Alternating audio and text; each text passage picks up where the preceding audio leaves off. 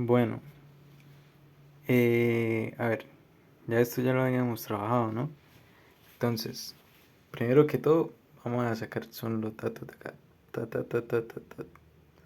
Que la eficiencia volumétrica, que la eficiencia del motor, que la eficiencia total, eh, las pérdidas de la válvula direccional 1, que siempre va a ser en avance o en retroceso van a ser las mismas, que va a ser 2 por raíz de delta de P de la válvula direccional 1. Después sigue que las pérdidas de la válvula direccional 2, que va a ser igual. Esta que solamente sirve en retroceso de la válvula direccional 2.2, que va a ser igual Q igual a 9.5 por la raíz de la pérdida de presión de la válvula 2.2. La carga del cilindro, que va a ser las 440 libras fuerza.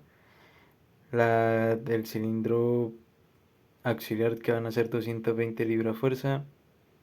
Beta 1 1.2, beta 2, área anular 2 1.13, área anular 1 10.17. La presión del traje de la válvula de alivio, ahí nos decía que era un 150% más de la presión de la bomba, lo que quiere decir que va a ser un 100% más un 150%, por eso aquí es un 250%. Y la presión de traje de la válvula 2 es igual a 0.9 de la presión A. Bueno, primero que vamos a hacer el DCL del cilindro 1, como ya lo habíamos hecho en el salón. Entonces 1.2 por PP más 43.3, que la fuerza P más FW es igual a FA, y eso nota esta ecuación de aquí. La pérdida de presión de la línea 1, aquí lo anoté yo como línea 1, línea 2, línea 3 y línea 4, que esta línea 4 solamente para retroceso. Aquí hice el cambio de caudal, que el caudal que entra por la bomba es igual a beta por el caudal anular. Entonces, despejando el caudal anular es 7.92. Bueno, seguimos con el DCL del cilindro 2 para completar como todo el circuito. Entonces, la sumatoria de fuerzas nos va a dar que el beta por la presión del pistón 2 más FW sobre A2 es igual a PA.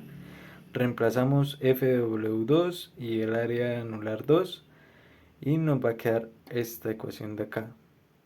Después vamos a ir a la pérdida de presión 2.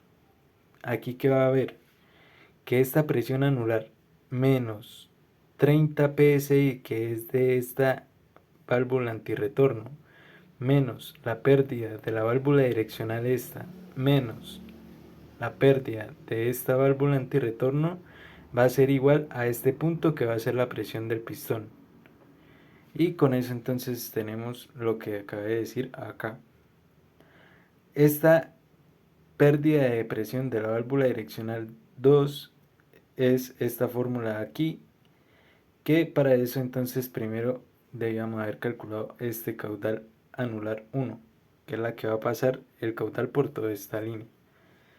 Entonces, con ese caudal ya calculado, despejamos las pérdidas de la válvula direccional 2, y eso nos va a dar que hay una pérdida de 3.92 psi, que reemplazándolo en la fórmula de pérdida de presión nos va a dar que presión anular menos 63.92 es igual a la presión P2. Listo, ya con eso en cuenta, entonces ya no tenemos que volver a calcular un DCL para este cilindro, sino ya que comenzamos aquí a descender por esta línea de acá. Esta parte de aquí no es necesaria, pero entonces aquí llegamos con la presión anular menos, primero tenemos que llegar a este punto aquí. Este es el mismo punto de la presión de taraje de la válvula 2, que dice que es 0.9 la presión anular. Entonces venimos aquí para calcular, por ejemplo, un punto I, aquí que haya un punto I. Entonces sería la presión anular menos la presión de la válvula antirretorno menos la presión de la válvula direccional sería igual a ese punto I. y ese punto I va a ser igual a la presión de traje de la válvula 2. Entonces, ya con eso en cuenta, que la presión anular 2 menos 30 psi menos las pérdidas es igual a la presión de traje de la válvula 2, encontramos las pérdidas con el caudal anular 2, que se calcula con el que ya traíamos, con el caudal de arriba del de 7.92, que saliendo del pistón nos va a dar que es 3.96 galones por minuto. Y con eso vamos a encontrar estas pérdidas. Después, entonces, ya con la presión anular y todo reemplazado, podemos encontrar así que aquí también reemplazamos que PTB2 es igual a 0.9 de la presión anular 2, que esa es una fórmula que nos dan un enunciado. Entonces tenemos que la presión anular 2 es igual a 309,8 psi.